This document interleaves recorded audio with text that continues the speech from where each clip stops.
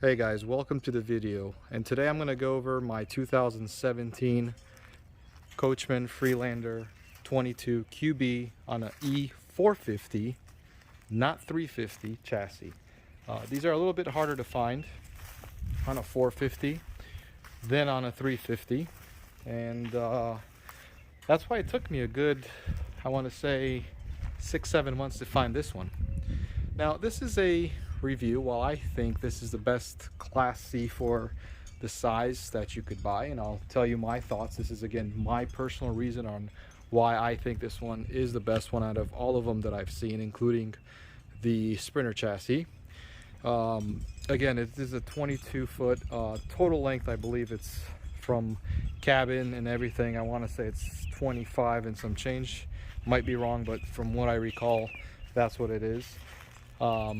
Slide out is out. We're gonna go over it and I'll tell you some of the things that I like. Now this is also going to be listed for sale.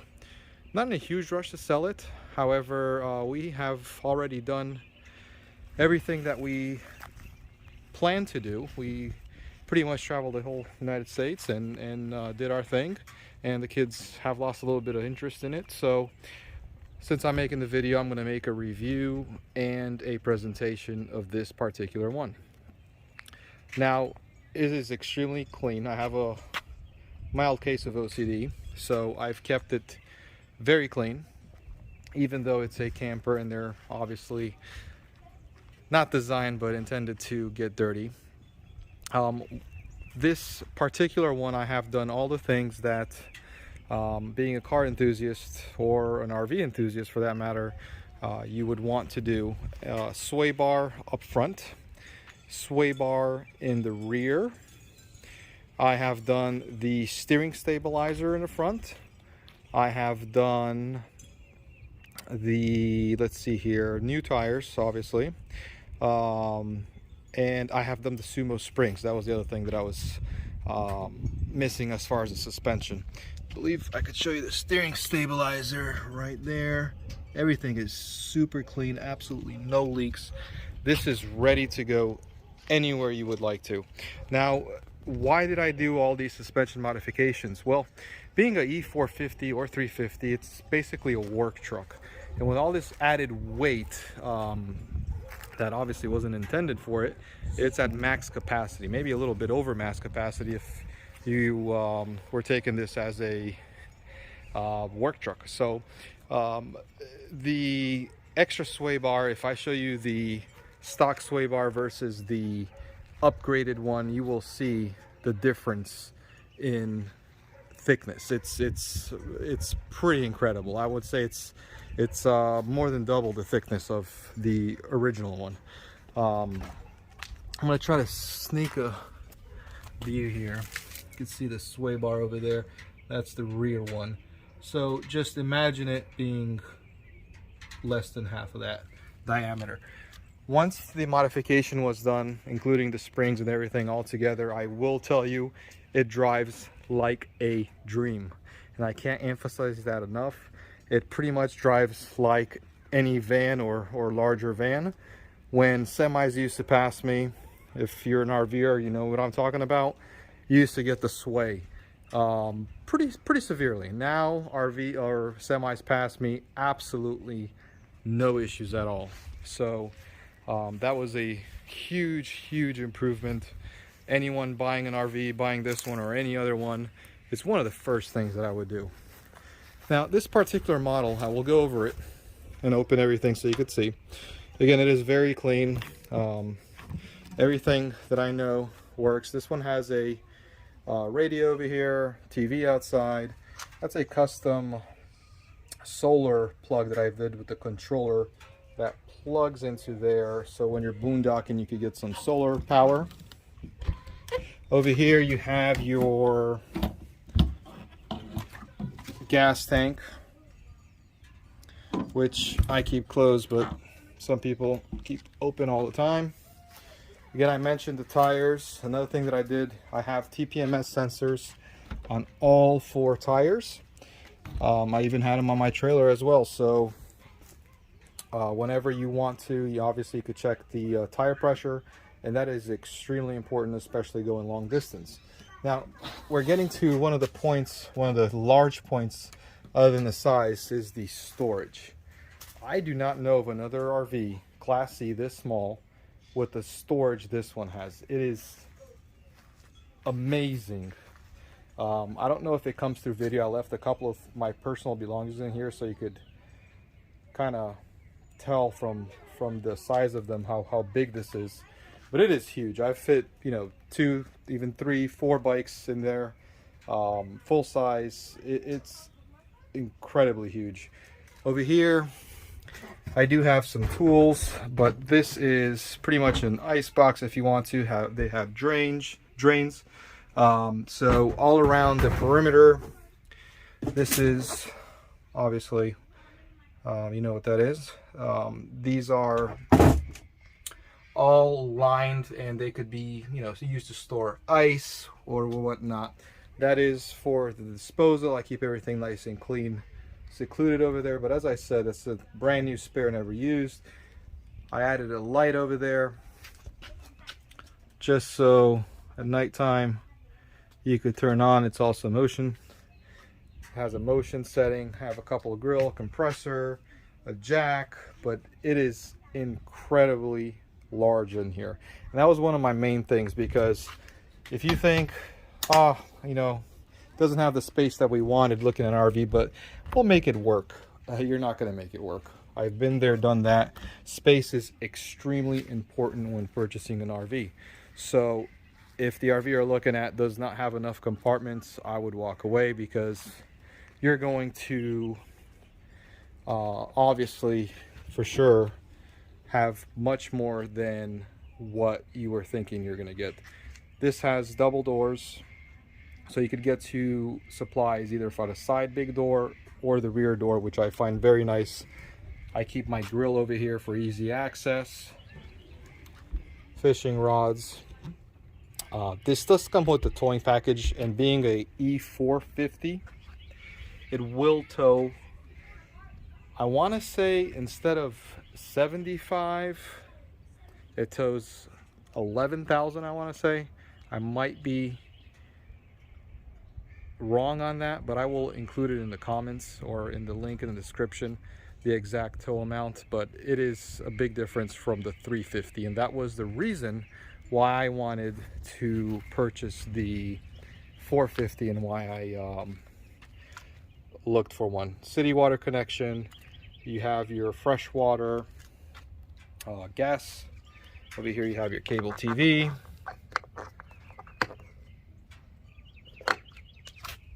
That's your disposal over there. Gray water, black water. If you're looking at this, I'm sure you know what that is. If you don't, Google it. I'm not gonna get into that. This is another storage area over here that houses the slide controller right there. I use this for firewood or, you know, stuff that you want to keep clean. It does have a Cummins Onan RV QG 4000 that fires up all the time when you need it. Now, another thing that I wanted to mention, this RV has been stored covered. That's why it's so clean. I always start it up, I want to say, at least once every 2 weeks. That includes the generator. I don't let it sit. Fluids have been changed every 3,000 miles, even when we went on a long trip. Again, overkill, but I like to take care of my stuff. We'll go inside the engine really quick. Take a look at that for you motorheads. Show you what that looks like. It is the V10. The V10 that does not pop up spark plugs. This is the new and improved one. A little dirty over here. I didn't clean this one, but nothing too much to see over here. Filters changed, oils changed, all the fluids changed. Never let me down. Belts changed. So I did all that service. All the chrome is nice and shiny. No rust. Florida. A little bit of history about this. I purchased this from a elderly couple, and they absolutely took care of it. No pets. I have no pets as well. No pets have ever seen this. So it was meticulously taken care of. The previous owner was a gearhead as well. So I made sure that whatever I bought was something that I wanted to take care of. As you would see, I said no pets, and you're seeing pet carpets. Well, these are the only ones that they make to fit the steps of the RV, so I had no choice. So we're gonna go inside the RV and show you how it looks like in here. I'm gonna close the door behind me just because this glare is crazy. This on a counter here works constantly. Right now it's shut off because I don't have it plugged into power. I took it out so I could show you guys. But what that is a dehumidifier. It runs non-stop in here, just to make sure that nothing stays moist in here. This is an additional extension for the table, for the sink, so you have more counter space. Try to get this done one-handed. It's not as easy as I thought. All right, we'll just leave it up. Over here you have your dinette table, and family of 4, absolutely no problems. That also turns into a bed. Table goes there, and the whole thing turns into a bed. Plenty of storage space up there. All the woodwork is nice. Plenty of storage over here. That's a DVD player over there. Your satellite. I'm sorry, not satellite, your antenna. Storage over here. Microwave. Has the range stove that probably was used twice. Oven never. Have a space underneath the sink there. Refrigerator, which works very, very well. It actually sometimes works too well. You have obviously your full-size queen bed. Now, I wanted to stop and talk about the bed a little bit. I am 6'2", and at first I was a little apprehensive of buying this type of floor plan, but after giving it some thought, I decided my space will be over there, my wife will be over there. And I will tell you, she has rooms to get out of the bed around the middle. I usually sleep tucked to the wall. Absolutely no problems. Sleep like a baby. So absolutely no issues as far as the sleeping quarters. We have cabinets all over the bed. We do have a TV as well. More cabinet space over here. It is filled with storage. Has blinds everywhere. This is your AC, your lights, USB chargers, plug. Have a table over there that flips up. Over here behind me, again, you have your, try to open this so you could kind of tell how big it is. It's pretty large for what it is. Plenty of space. You have more drawers over here. So plenty of space everywhere for the whole family.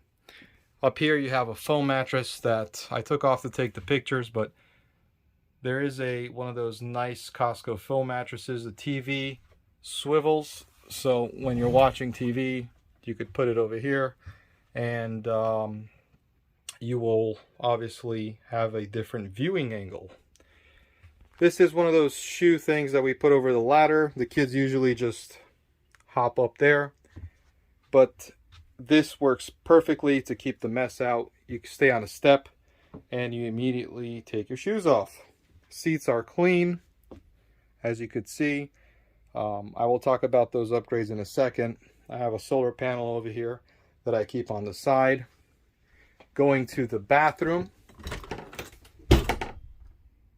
has a toilet, which, to quote someone on YouTube that I've probably watched hundreds of RV videos, the prime PPP position is a, I wasn't going to say a 10 out of 10, but being 6'2", it's definitely, you can't get any better than that. Shower, again, plenty of space in there, no issues at all. Going inside here, another cabinet with space everywhere you look. Up here, a lot of modifications that I forgot myself. This over here cost a pretty penny, believe it or not, just for a little cover. I believe it was almost $300.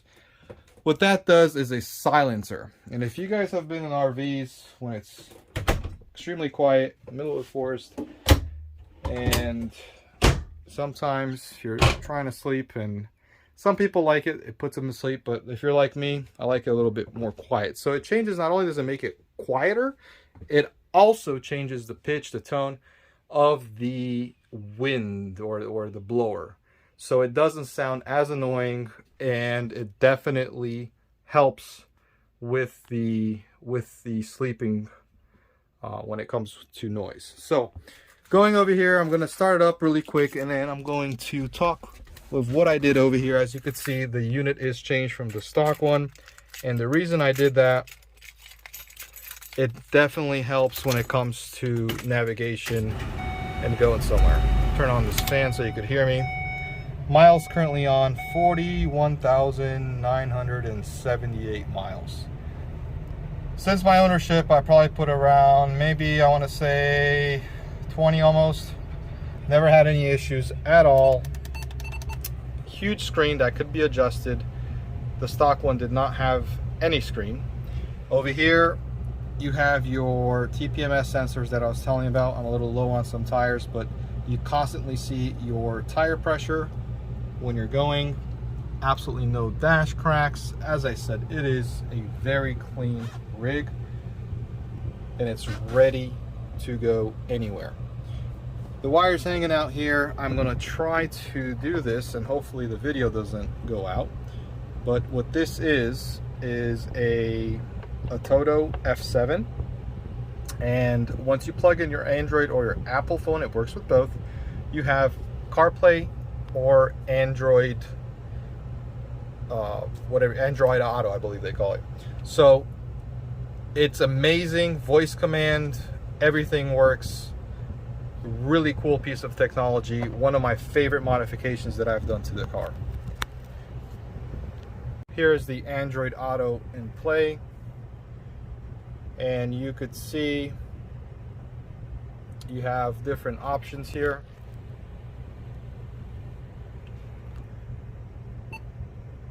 You have Android Auto, radio, Auto Link screens your phone,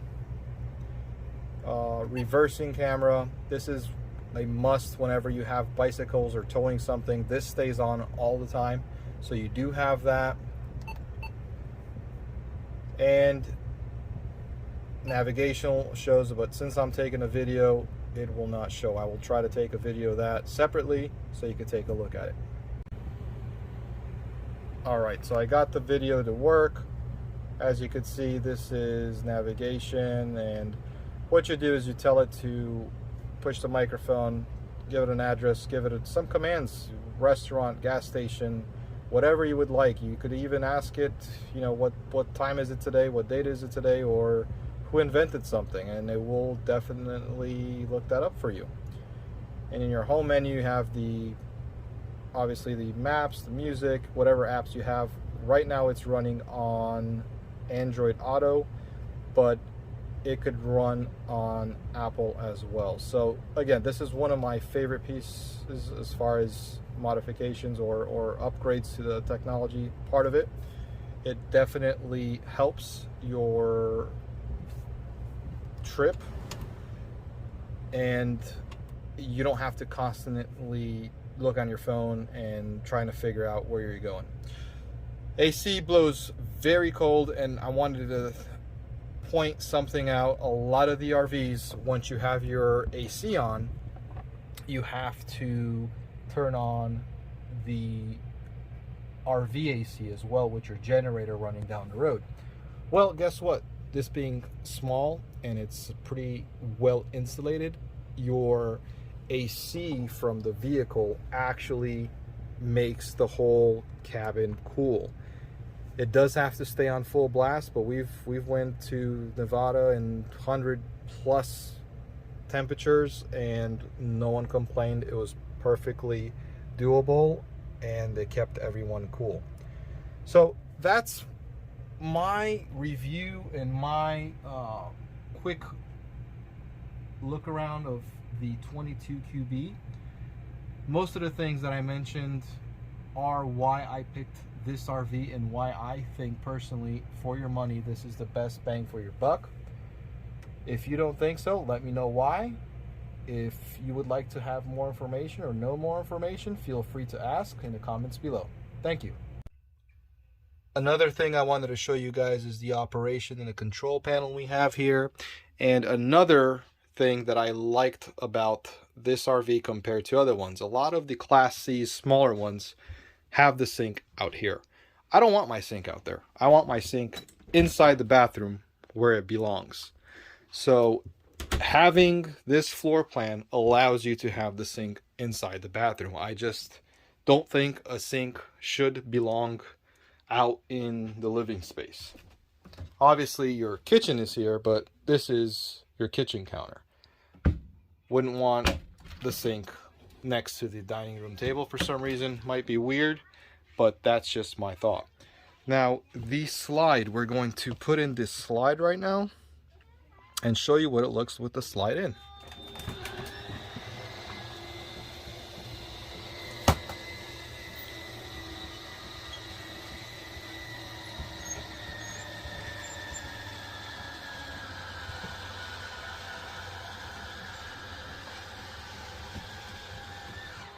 All right, we got the slide in here and perfect. Still have a hallway. There's absolutely no squeezing through. Another reason why I like this, as I said, I'm going as I present this to you and show you the RV, things that I liked about this particular model floor plan that others did not find. So this one checked all the boxes for me. Hope it does for you as well. Control panel is pretty, that's your gas, pretty the same as other ones. That's your battery, your fresh water, your gray water, and your auxiliary. Does have a power awning with LED lights that we are going to retract in to show you the operation of it.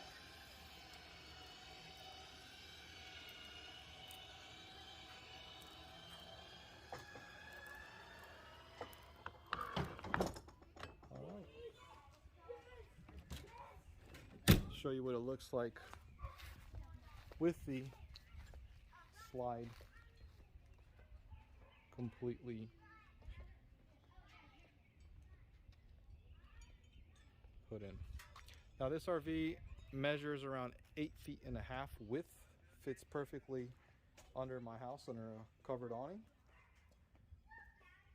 and that was another reason why I absolutely loved this floor plan and this model. And that concludes the review. If you have any other questions, please let me know. If there's something that I forgot or got wrong, leave me a comment. Thank you.